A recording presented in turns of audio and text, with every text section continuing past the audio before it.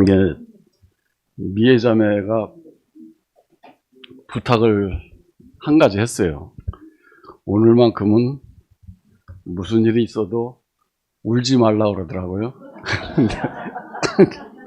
근데 시작부터 눈물이 나가지고 아이고.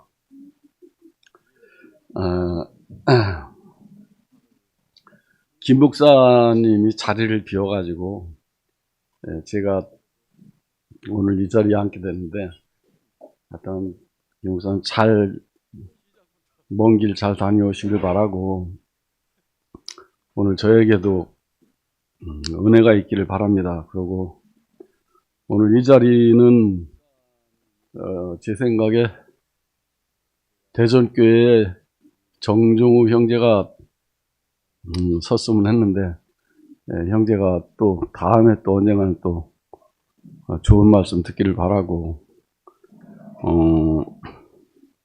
전번 주에 어떤 형제가 그래요, 저한테. 형님 다음 주에 와서 말씀할 때는 넥타이 매고 머리에 포마드 발라 굳이 기름 발라 다 남기고 이렇게 오라고 그랬는데, 오늘 안 왔다고 막 뭐라 하는데, 넥타이는 멜지를 모르고 머리는 머리카락에 숫자가 부족해가지고 제가 그냥 와서 이해해 주시기 바랍니다. 참 미애자매 뭐 오래간만에 찬송했는데 하나도 녹슬지 않고 정말 아름답네요. 하나 흠잡을 데가 없어요. 그래 눈물이 어떻게 안 나겠어요? 그래 눈을 감고 눈물 억지로 참았는데 주님의 은혜죠. 주님의 은혜고,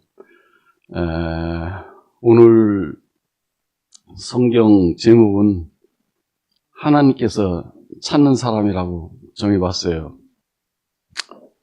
성경은 이사야서를 살펴보겠습니다.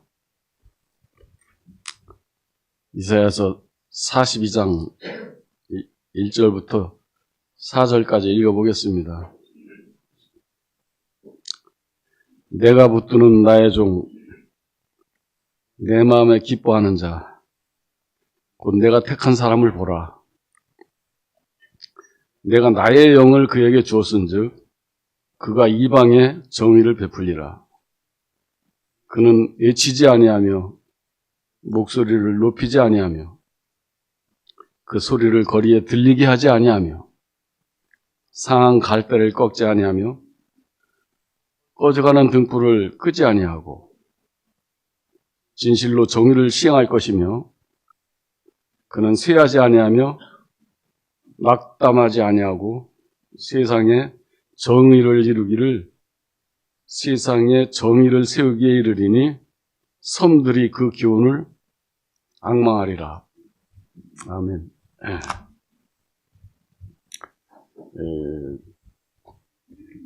교회에 어느 분한테 물었어요. 이번 일요일 날 무슨 말씀을 하면 좋겠습니까? 이랬더니 형님께서 은혜 드리는 말씀을 하시면 되지요 이러더라고요. 그래가지고 제가 평소에 이사야 42장을 좋아해서 42장을 선택했어요. 이사야서를 이래 보다 보니까 참 이사야서가 성경에서 참 중요하구나 이런 걸 알게 되고요. 또 이사야라는 그 사람 또한 하나님께서 참 깊이 쓰신 사람이구나 이렇게 알게 됐어요. 누가복음 4장 18절에 보게 되면 주의 성령이 내게 임하셨으니, 이것은 예수께서 처음으로 인용하신 말씀이에요.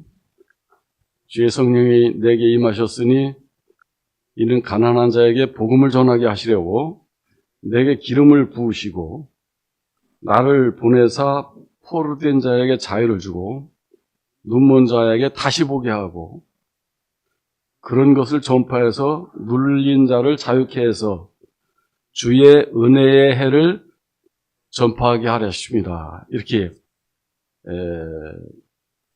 누가복음 4장 18절에 기록되어 있어요. 이 말을 이제 간단하게 요약하면 주의 성령이 내게 임하신 것은 가난한 자에게 복음이 전파돼 가지고 그 복된 소식이 전파돼서 나의 그 때로부터 그 복된 소식을 듣는 사람으로 하여금 은혜의 해를 이제 선포하게 하려 하신다. 이렇게 되는데 이것은 메시아의 사명, 그리고 메시아가 앞으로 어떤 역할을 할까에 대한 아주 간단 명료한 그런 말씀이지요.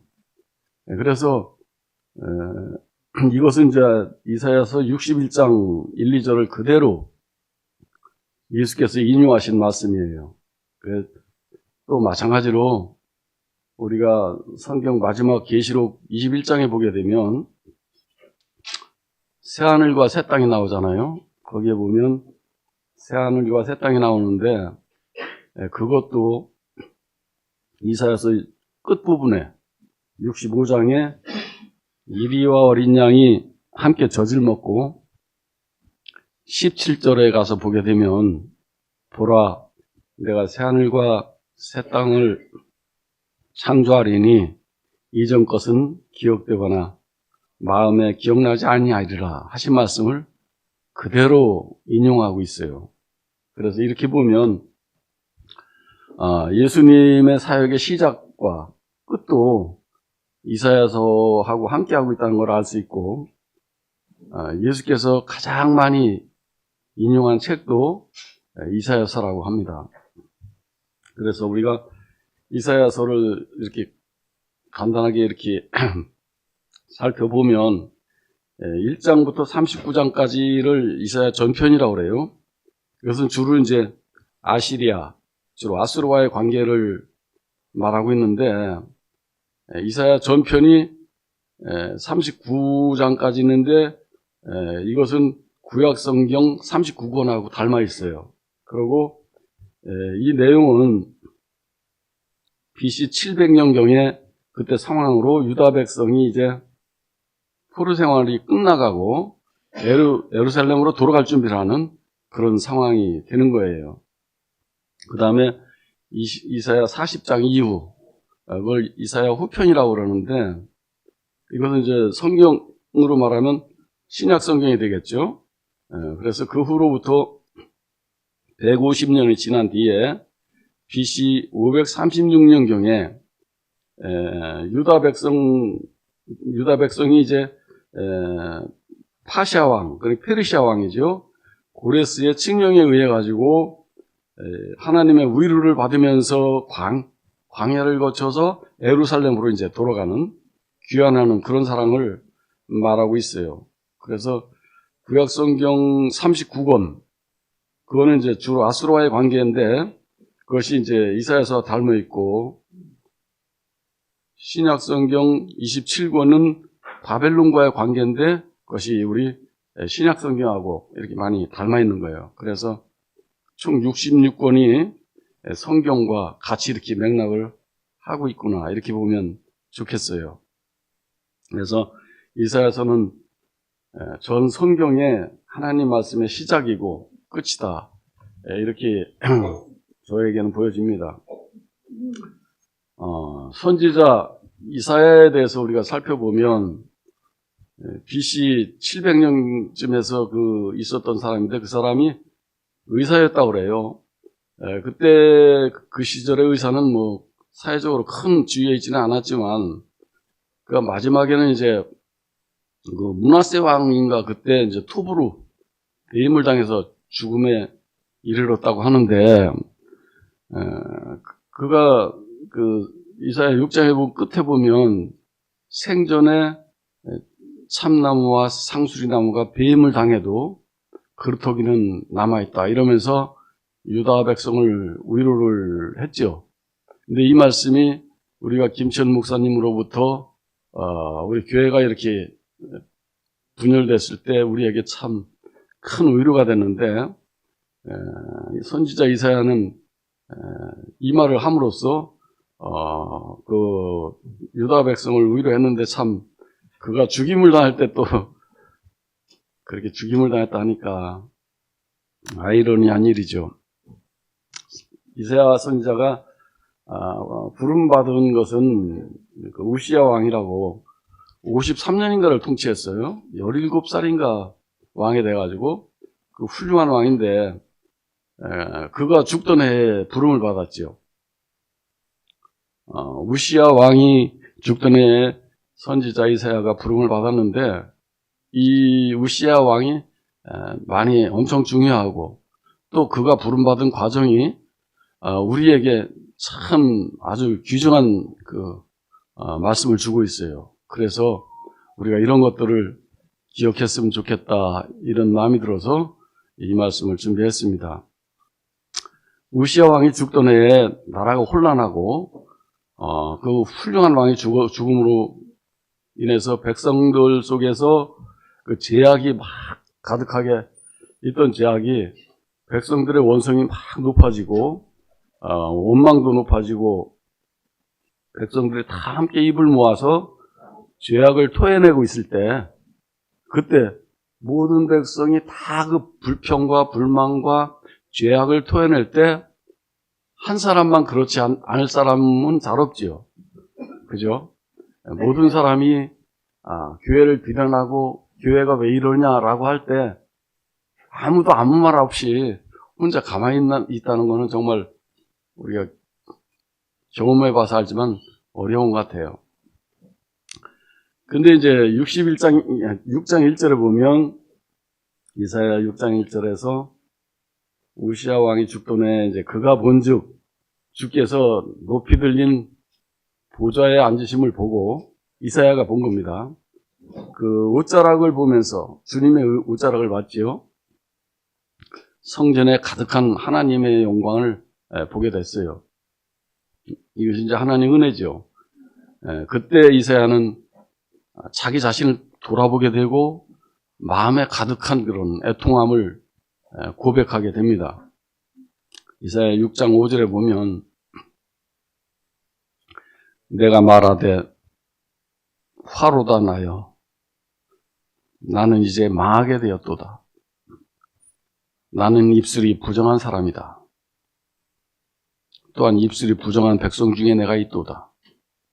그럴 때 스랍 중 하나가 천사 하나가 제단에서 숯불을 가져다가 이사야의 입술에다 대면서 하는 말이 보라 이것이 네 입술에 닿았으니까 이제 네 악이 제하여졌도다. 그리고 네 죄가 사하여졌도다. 이렇게 말하게 됩니다. 그때 주께서 내가 누구를 보낼고 그 원망이 가득한 죄악이 가득한 저 백성들에게 내가 누구를 보낼고 하니까 이사야가 내가 여기 있나이다. 나를 보내소서 이렇게 했어요. 그때부터 이사야 선지자는 자기 입술이 찢어지고 자기 말을 할 수 없는 그런 사람이 됐죠. 자기 말을 할 수 없을 때 하나님께서는 그 사람의 입을 통해서 하나님 말씀을 대신하게 됐는데 그 하나님 말씀을 대신하는 것을 하나님의 대언자라고 합니다. 대언자. 말을 대신한다 이런 뜻이죠. 그래서 그 대언자의 입을 통해서 성경의 많은 부분들이 약 60년을 말씀하셨으니까 하나님의 뜻이 그로 말미암아서 이사야로 말미암아서 펼쳐졌다고 볼 수 있습니다. 이것이 하나님의 통치 방식입니다. 그래서 이것은 옛날이나 오늘이나 동일합니다. 우리의 입이 봉해졌을 때 하나님께서는 그 사람의 입을 통해서 말씀을 하시죠. 우리가 여기서 이런 것들은 기억을 했으면 좋을 것 같아요. 지금 하나님은 그 사람을 찾고 있어요.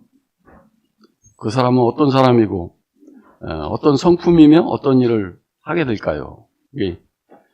이사야서는 여호와의 종의 노래가 4번 나옵니다. 42장 1절에서 7절까지 오늘 말씀이죠.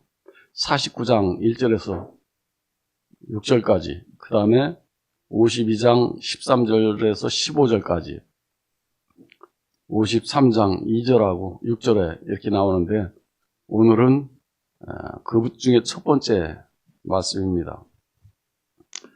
오늘 42장 말씀인데, 그 앞장 40장에서 보면 이제 40장부터는 새 언약이 시작되는 겁니다. 이사야 후편이에요. 40장 후편에 보면 너희는 내 백성을 위로하라 이렇게 하시면서 절망한 백성들을 이제 위로하고요. 41장에서는 누가 내 백성을 위로할까 이럴 때 나 여호와라 이렇게 말씀하십니다. 그래서 오늘 말씀은 이제 42장인데,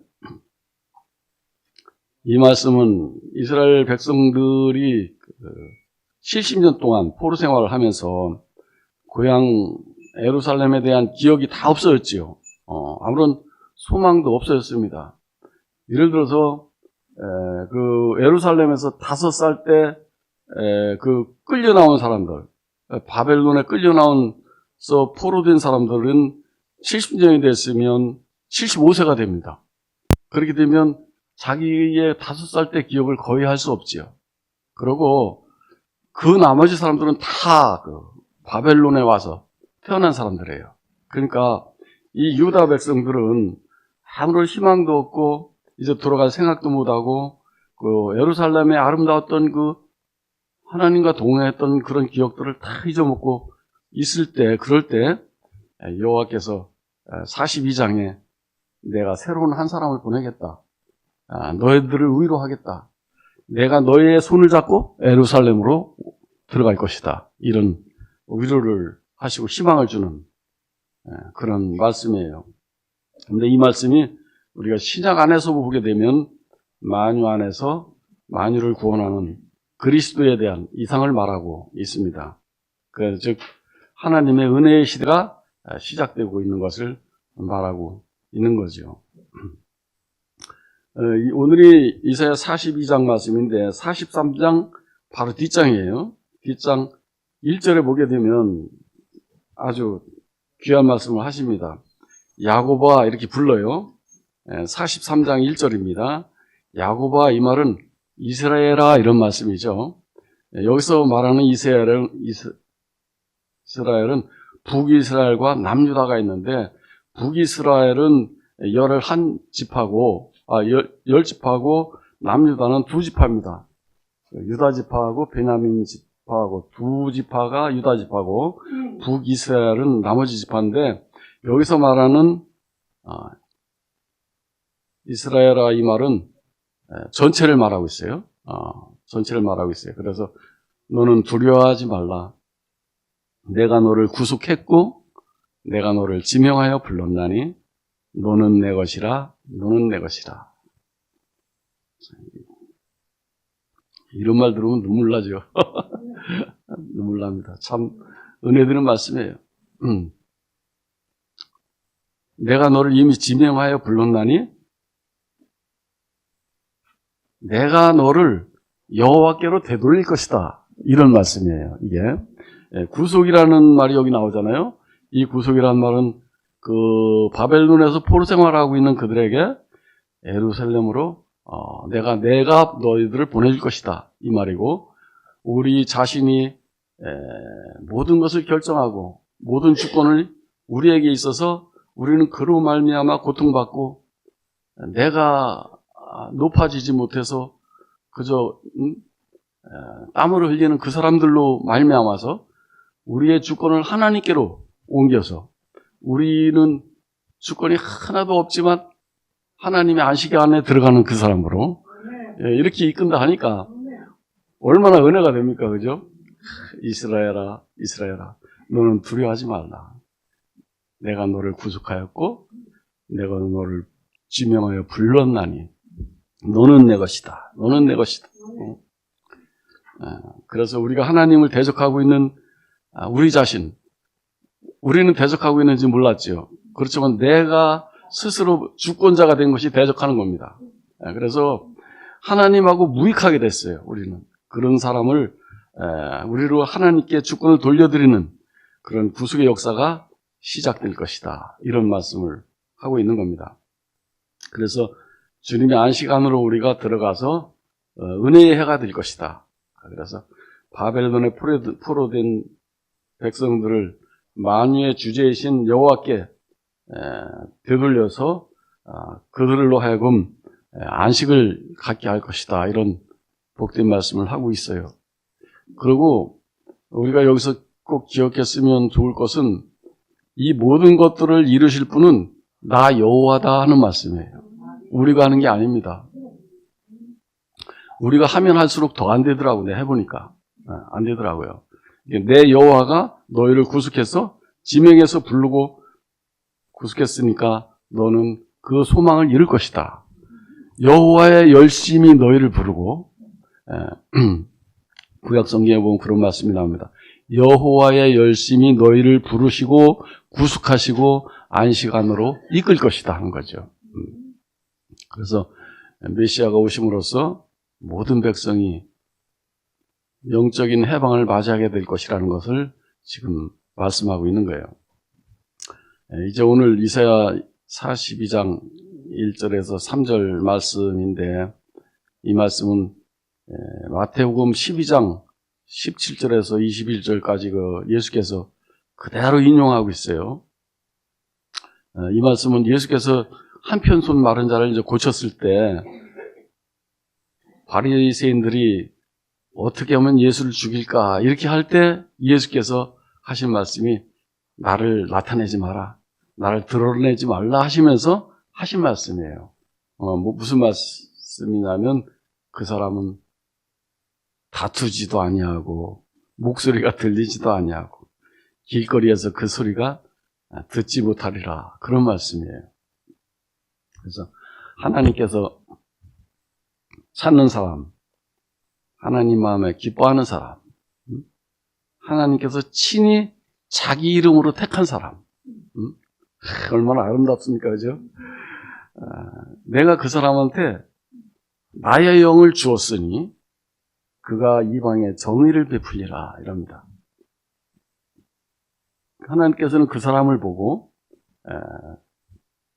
기뻐하시면서 하나님의 영, 여기서 하나님의 영은 하나님 자신입니다.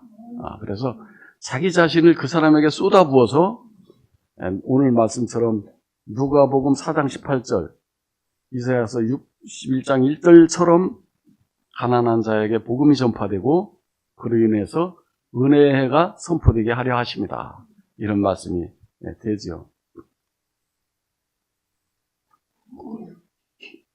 우리가 이제 2절에서 여호와의 종의 성품을 보게 되면 그 사람은 외치지 않고 그 목소리가 들리게 하지 않는 그런 사람이죠. 그리고 또 이 사람을 보면서 생각나는 사람은 바로 예수님이 그 사람이구나. 우리는 가르쳐주지 않아도 다 그렇게 이제 알게 됩니다. 그래서 목소리가 들리지 않고 외치지 않는 그 사람은 참으로 승리한 사람은 말이 없어요. 참 승리한 사람은 말이 없습니다. 참으로 승리한 그 사람은 목소리가 우렁차지 않고 목소리가 조곤조곤하고 자기 주장이 끝난 사람이에요. 하나님의 종 예수 그리스도는 그 근원이 자기 아버지시고 하나님께서 일하시니까 내가 일한다 이렇게 말합니다. 그래서 하나님께서 일하시니 내가 일하는 그 사람은 그 목소리가 들리지 않죠. 왜냐하면 자기 일이 없으니까. 하나님께서 하시는 일은 그 손이 보이지 않고 그 손에 땀이 나지 않습니다. 예수는 백마를 타고 온 사람이 아닙니다. 우리는 저 자신을 보면 무의식 중에 자꾸 이걸 잊어먹는 것 같아요. 그래서 우리가 꼭 기억했으면 좋겠어요.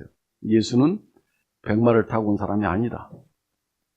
나귀 새끼를 타고 왔고 그가 낳을 곳이 없어서 마국간에서 낳고 또 누울 곳이 없어서 마을 구유통에 누웠어요. 세상 사람 눈에는 다 시시하고 무시받기 쉬운 사람이죠. 그 사람.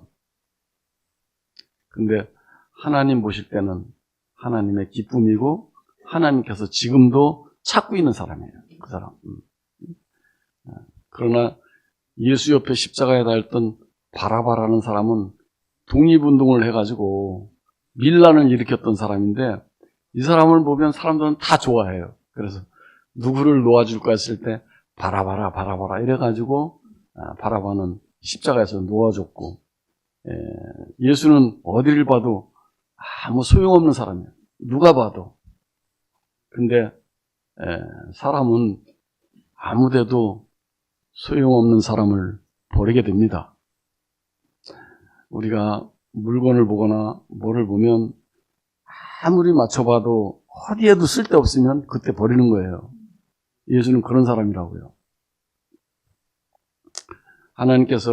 그렇지만 하나님께서는 다음 장 43장 4절에서 이렇게 말씀하세요. 내 눈에는 당신들은 볼만한 것이 없어서 다 소용없어서 시시해서 버렸지만 요 하나님께서는 이렇게 말합니다. 내 눈에는 보배롭고 존귀하며 내가 너를 사랑한다. 그 다음에 하는 말이 더 엄청난 말씀을 하고 있어요. 내 눈에는 보배롭고 존귀해서 내가 너를 사랑한다. 백성들이 네 생명을 대신할 것이다. 이런 엄청난 말을 합니다. 자, 그죠? 하나님 보시기에는 너무 보배롭고 존귀해가지고 내가 너무 너를 사랑하는데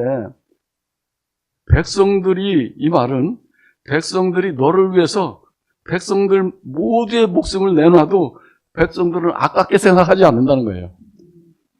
그만큼 그분은 아름답고, 그죠? 모두를 구원할 사람이죠. 그래서 이런 말씀 참 우리가 모두가 기억하면 참 좋을 것 같아요.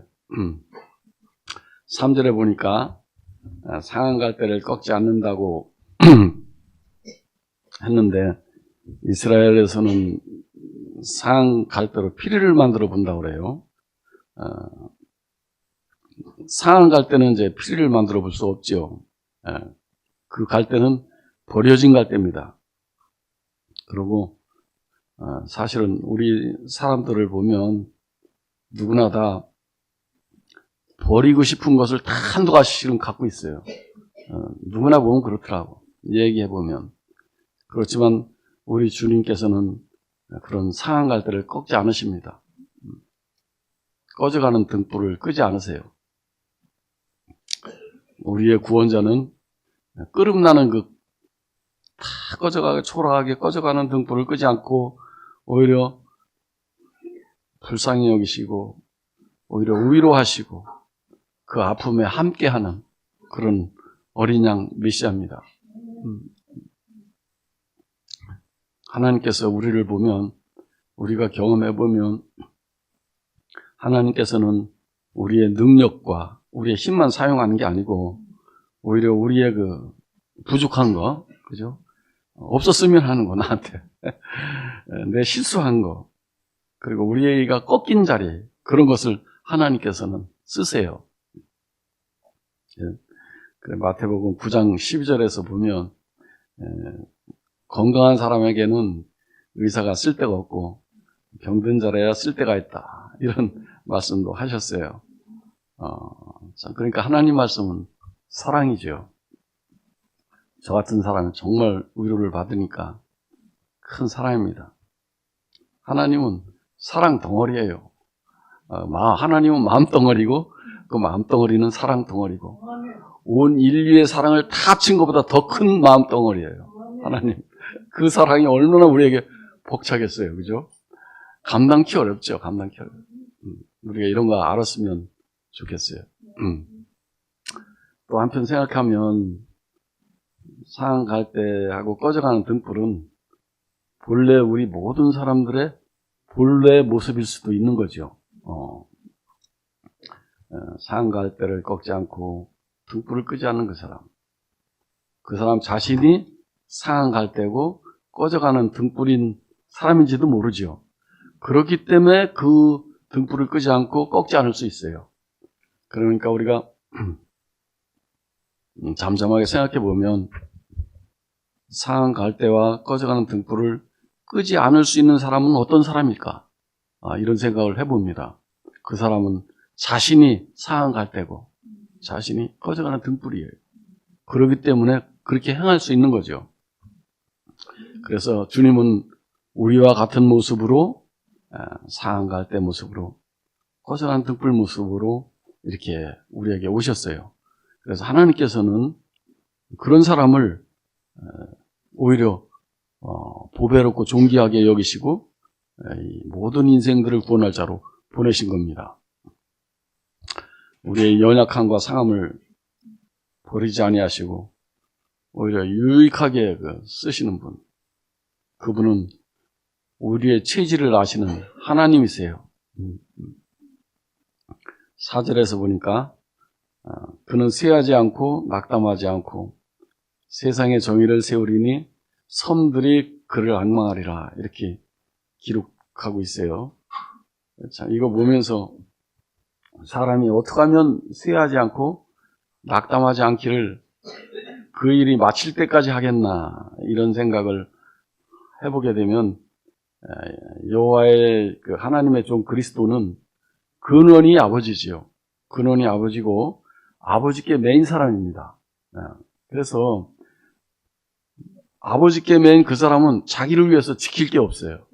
그죠? 근원이 아버지니까 지킬 게 없고 도모할 것도 없는 그런 사람이죠. 그러니까 그런 사람만이 이제 분을 내지 않고 목소리를 높이지 않을 수 있죠. 그래서 그런 사람은 하나님의 영광 안에서 하나님의 영광 안으로 이끌려갈 수 있는 그런 사람이에요.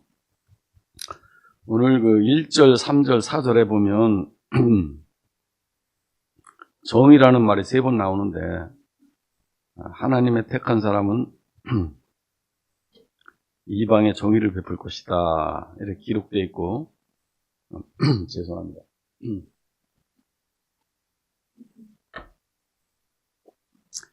3절에 보면 꺼져가는 등불을 끄지 않는 사람은 진실로 정의를 실행할 것이다, 이렇게 기록하고 있고 4절에 보면 쇠하지 않고 낙담하지 않는 사람은 세상에 정의를 세운다, 이렇게 정의를 3번 말하고 있어요. 이 정의는 하나님의 정의예요. 모든 사람이 인정하는 하나님의 정의입니다. 이것은 하나님의 공의라고 하는데 이것은 하나님의 심판을 거쳐서 하나님의 공의가 됩니다. 예수께서는 하나님께 죽기까지 복종하셔서 천하 만물도 그 사람을 인정할 수밖에 없고 또 공중 권세 잡은 자도 그 사람을 인정할 수밖에 없고 마침내는 하나님까지라도 그 사람을 인정할 수밖에 없는 그런 진실한 사람이에요. 그 사람. 그러니까 그 진실 안에서 세상의 모든 정의를 세우기에 아주 합당한 사람이죠. 그 사람이. 그래서 여기서 섬들에게까지 이랬는데 여기서 섬들은 신약 성경에 오면은 이방으로 인용되고 있어요. 이방 땅이죠. 그래서 땅끝 먼데 이방까지라도 그의 교훈을 사모하고 하나님의 통치를 기다린다, 이런 뜻이 되는 거죠. 왜? 너무나 아름다우니까, 너무나 진실하니까. 그래서 9절에 보니까 보라, 내가 예언한 일이 이미 이루어졌고 이제 내가 새 일을 알리노라, 이렇게 기록하고 있어요. 여호와께서 예언하신 모든 일들은 이루어졌죠. 대표적으로 보게 되면 창세기 15장 13절 14절에 보면 여호와께서 아브라함을 부르시고 400년 동안 이방 땅에 노예가 돼서 그들을 섬기다가 그 후에 해방될 것을 여호와께서 예언했는데 그 일들이 모두 다 이루어졌어요.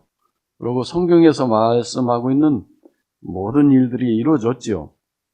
여기서 내가 새 일을 알리노라 이렇게 했는데 역사적으로 보면 70년 1차 포로 생활을 마치고 나서 바벨론 땅에서 그들을 구출을 할 것을 말하고 있지만 신약 안에 와서 보면 하나님 메시아에 대한 영적인 해방을 말하고 있어요.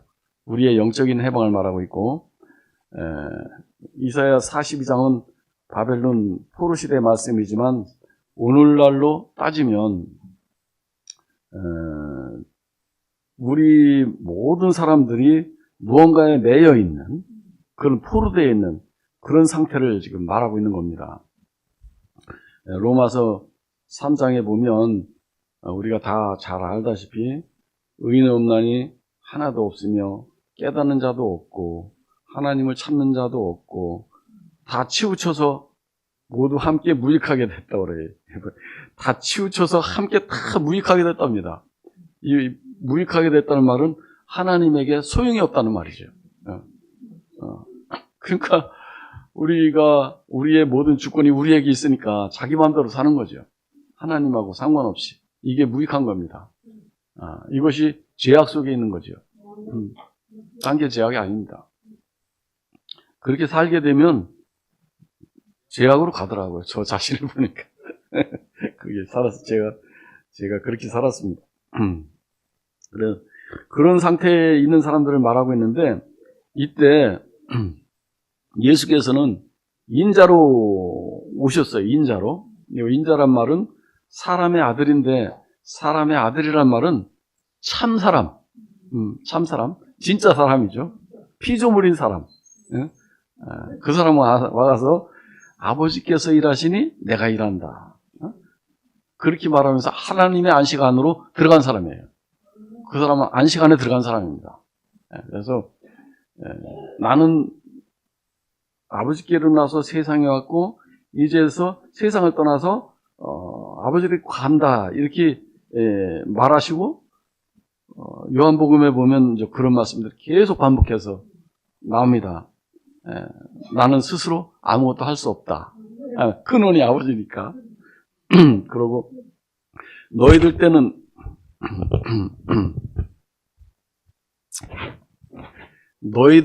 늘 준비되어 있지만 나의 때는 아직 이르지 않았다 이렇게 말합니다.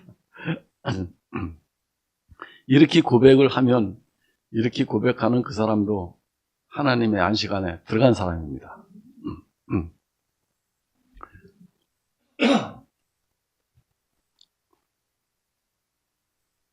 사람이 죽음 앞에서 마지막 하는 말은 하나님께서 하셨구나 이 말밖에 없어요. 저는 장례식장에 다니면서 알게 됐어요. 아 그렇구나. 사람이 이 말 말고는 더 이상 할 말이 없구나. 거기서 무슨 잡다한 말을 하겠어요. 그죠? 하나님께서 일하는 것을 기다리는 사람, 하나님의 약속을 기다리는 사람, 이게 다 요한복음의 주제더라고 이 말씀이요. 그러니까 하나님과 함께 호흡하는 그 사람은 근원이 아버지지요. 근원이. 그래서 그 사람은 자기 자신에게서 해방돼서 자기 자신에 해방돼서 아버지께로부터 오는 그 모든 헤세드의 사랑을 아주 아름다운 영롱한 그 사랑을 넉넉하게 누리게 되죠. 누리게 됩니다. 그래 헤세드의 사랑이 이제 우리에게 오면 우리는 그 넉넉한 그 사랑을 누리게 되고 행복해져요. 그러면 사람이 변하더라고. 저는 사람이 변하는 걸 유시영 형님을 보면서 곁에서 자세히 알게 됐어요. 시영 형님이 검찰청에 청수부로 가서 일하게 됐는데 검찰청 청수부로 일하게 되는데 검찰청에서 복지를 해준다는 거를 약속을 안 지킨 거예요. 그러니까 시영 형님이 화가 나가지고 주유소에 가서 휘발유를 한 통 사가지고 검찰청 복도에다 뿌리고 불을 질렀어요. 대한민국에 그런 사람은 그 사람밖에 없대요. 불을 질렀는데 검찰청 복도에다 검찰청 복도에 휘발유를 뿌리고 불을 질렀는데 자기 바지 가랑이가 먼저 타더래요. 그러면서 알게 됐대요. 내가 검찰청을 개혁할 사람이 아니고 나를 먼저 개혁할 사람이다. 이게 빨리빨리 말씀이 깨달아지는 거죠. 이번에 교회 분란이 났을 때 시영이 형님이 인도한 한 형제가 시영이 형을 엄청 디스했어요. 뭐 원망을 쏟아내고 했는데 그때 시영이 형이 했던 그 말이 정말 저는 감동적이었어요. 뭐라고 했느냐면 이렇게 말했대요. 네가 내 등을 밟고 올라가서 네가 행복해질 수 있다면 지금 내 등을 밟고 올라가라. 나는 네가 행복했으면 좋겠다. 이렇게 말했대요. 그러니까 늘 참 우리 앞에서 이렇게 본을 보이시는 분이 있다는 게 정말 감사해요. 본이 있으면 쉽게 따라가거든요. 예. 저는 얼마 전에 제가 교회 안에서 스스로 어떤 일을 도모하는 사람으로 저 자신이 발견됐어요. 우리 미나 자매가 저한테 맨날 오빠 도모하지 마 이러는데 발견됐어요. 그래서 제가 하나님을 대적하는 사람으로 또 하나님의 안식을 깨는 사람으로 저 자신이 이렇게 드러나서 오히려 감사하게 생각하고 있습니다. 우리는 하나님 하시는 일에 손을 댈 수 없는 사람이에요. 우리에게 일어나는 모든 일은 하나님께서 정하신 바고 하나님께서는 지금도 당신의 목적이 있어서 당신의 방법대로 당신의 일을 하고 있다고요. 지금도. 모든 일은 그러니까 하나님의 정하신 바고 하나님의 뜻대로 지금도 되어져 가고 있다고요. 내 마음에 드나 안 드나 맞나 틀리다는 그 다음 문제예요. 그 다음 문제예요. 지나고 보면 알게 되죠. 지나고 보면 알게 됩니다. 모든 권세는 하나님께로 나지 않음이 없고 하나님의 정하신 바예요. 이 모든 말씀들은 교회 형제 자매님들이 김 목사님이 나에게 해줄 말씀입니다. 다 그걸 다시 한번 기억해 보는 겁니다. 그래서 우리는 머리카락 하나도 내가 어찌할 수 없고 가랑잎이 하나 떨어지는 것도 지나고 나면 그래서 떨어졌구나 이렇게 알게 되는 거죠. 그래서 그런 걸 보면 우리가 내게 주어진 그 내 인생을 나만큼 적지만 나만큼 작은 점 하나를 찍고 그렇게 살면 되겠다 이런 생각이 드는 거예요. 어떻게 나 이상 살겠어요? 사람은 다 자기만큼밖에 못 삽니다. 자기가 보여진 대로 자기가 깨달은 대로 작은 만큼 누리고 자기만큼 행복하게 사는 거예요. 그죠? 생명 안에 무슨 등수가 있으며 생명 안에 뭐 차별이 어디 있겠어요? 고양이는 고양이만큼, 개는 개만큼, 강아지는 강아지만큼, 송아지는 송아지만큼, 나는 나만큼, 미애자매는 미애자매만큼 100% 온전한 거예요. 그렇게 누리다 살면 되는 겁니다. 그죠? 그래서 내게 주신 만큼 내가 성실하게 살다 보면 내 인생을 추수하실 분은 하나님이지요. 내가 추수하는 게 아닙니다. 그죠? 내가 주 안에서 안식하고 주님을 누린다면 그 선한 능력이 또 다음에 오는 누군가는 또 보게 되고 그 사람이 또 누리게 될 거 아니겠어요. 그죠? 그래서 다가오는 내일을 벅찬 마음으로 기다리는 그 사람의 주인은 하나님이에요. 하나님이라고. 내 모든 의도가 끝이 나고 하나님의 이끄심을 기다리는 그 사람은 늘 하루하루가 새롭겠죠. 그게 새하늘과 새 땅입니다. 자기의 새 땅은 없어. 근데 그 기다리는 그 사람 안에 새하늘과 새 땅이 펼쳐지는 거죠. 그래서 이렇게 우리가 하나님과의 관계가 정상화되고 나면 우리 안에 화평이 흐르게 되고 또 그 화평은 다른 사람과의 관계에서 성령의 열매로 드러나게 되는 거죠. 그죠? 우리가 다시 한번 성경을 돌이켜보면 하나님께서는 연약한 백성 이스라엘을 부르셨어요. 부르시고 약속을 줬어요. 그리고 약속하신 것들을 여호와께서 이루셨어요.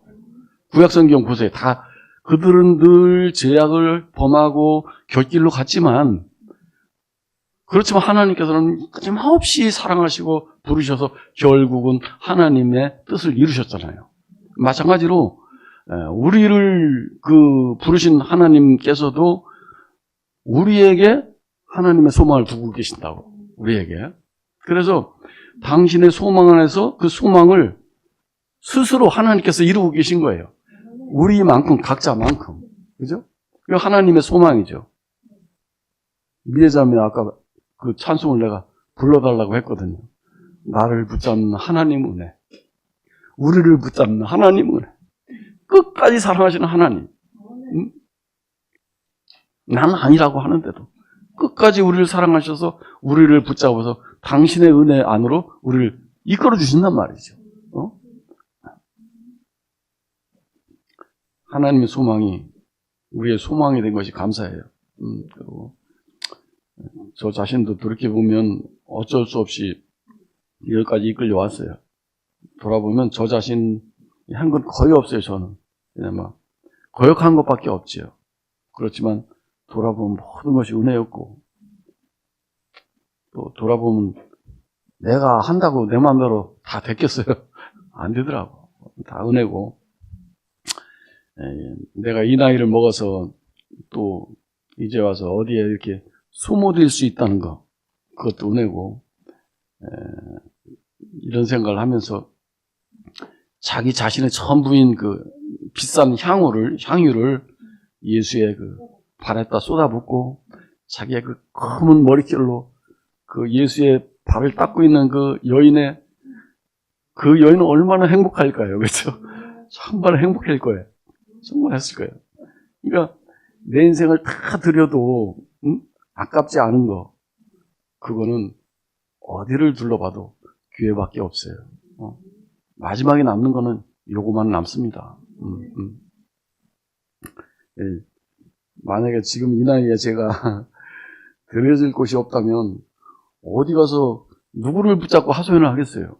그죠? 근데 어디가 내 인생을 답을 찾겠어요. 근데 이렇게 답이 있고 하나님 사랑이 이렇게 충만한 그런 당신의 그 몸된 교회가 있다는 게 얼마나 감사해요. 너무 감사하고 시간이 참 많이 됐는데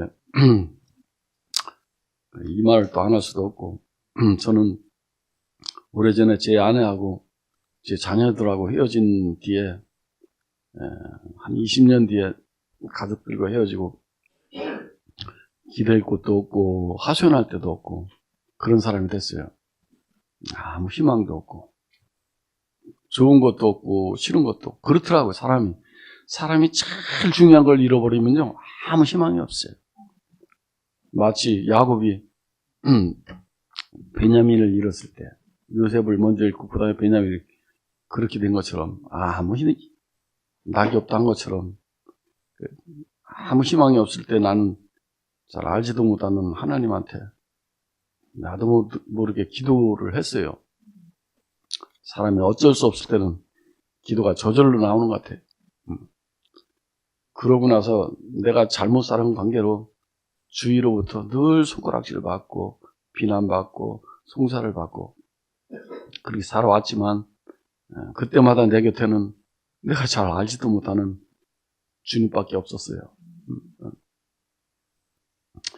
주님만 보고 오늘날까지 살아왔어요. 솔직히 세월이 20년이나 흐르는데도 자식들이 왜 그렇게 보고 싶은지 당신 소원이 있다면 말해보세요. 자식 얼굴 한 번만 보고 주는 게 소원이다. 이렇게.